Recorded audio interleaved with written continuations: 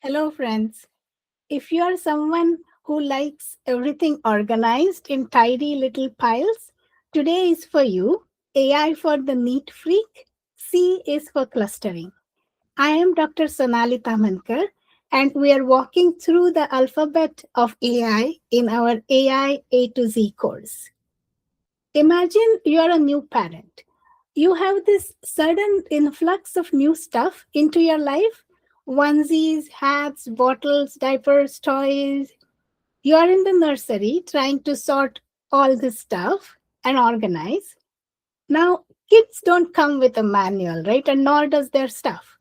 But you figure it out. Onesies, hats, and socks go together. Diapers might sit near the wipes. Toys might have their own bin. So there you go. You are already a master of clustering. You started with what is called unlabeled data.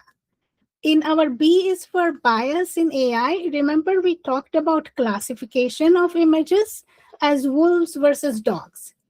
An algorithm like that trains on a set of images, each one labeled as a wolf or a dog by someone. That is called supervised learning when you have labeled data. Here you're figuring out the baby stuff clusters by yourself, looking at a pile of objects in front of you. This is unsupervised learning. So if we think a little bit more about this, you're grouping together like objects using some sort of a semantic or logical distance, like closeness or toyness or smallness. So like objects are close by and they belong together. So now these axes can be anything. Uh, so in case of a biological context, they can represent how a particular gene is expressed. So here is an image from a paper about single cell expression in the Drosophila brain on cocaine.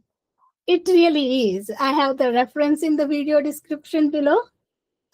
So gene co-expression clustering is highly successful to understand diseases on a molecular level, to identify biomarkers, and to figure out genetics of complex traits. So clustering is a decades-old problem, but we can talk about modern twists on it. So a classic problem would be market segmentation. Say a travel company finds clusters of similar consumers, like an eco-conscious traveler niche, or a healthcare organization finds cohorts of similar patients. This is discriminative analysis. So now we can combine it with generative methods. In principle, we could generate large language models based on cluster parameters, and these could act like digital twins of these groups. Usually, hospitals or brands have to run focus groups, which involve huge logistics and privacy concerns. A state of the art application is using synthetic silicon proxies. These act like AI-powered focus groups, giving us representative insights without the privacy risks or scheduling headaches. So there's another reference below. Okay, so far we have seen that clustering is an unsupervised AI method that discovers natural groups within complex data, no labels required. There are lots of applications of this idea. So Netflix might find taste clusters or to recommend movies, or clinical data can be used to stratify patients into subgroups.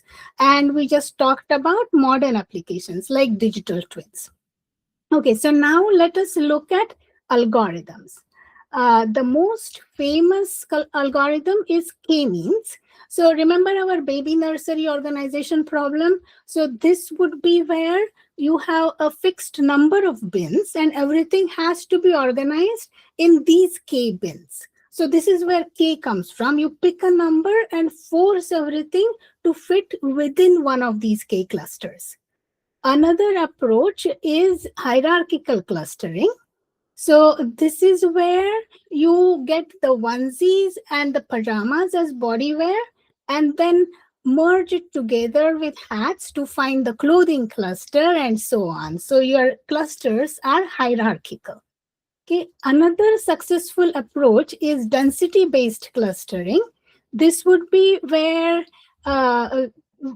you actually can deal with outliers. So, for example, imagine you had a screwdriver lying around in the nursery from assembling the crib.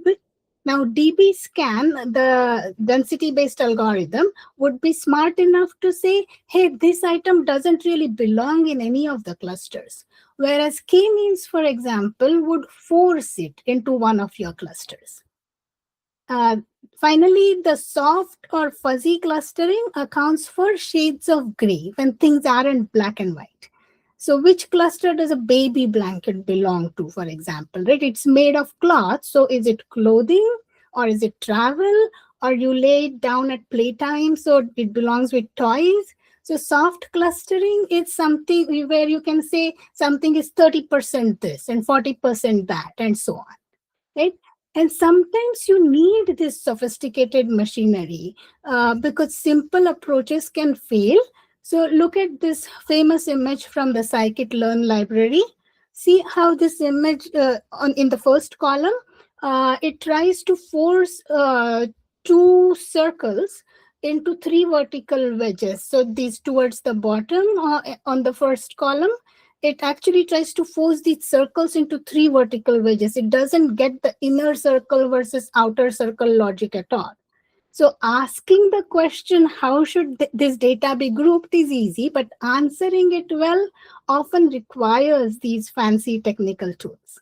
Okay, so our takeaways for today: clustering is is a classic unsupervised machine learning problem that has been around for many decades. It is highly relevant in many contexts, and we can have even more applications with modern twists. And there are many algorithms like k-means clustering, hierarchical clustering, density-based algorithms, soft clustering algorithms. These are some of the leading approaches. Okay, so that's all for today. Tomorrow we will take a tour of the AI landscape going beyond traditional machine learning methods like clustering. D is for deep learning. See you then. Bye.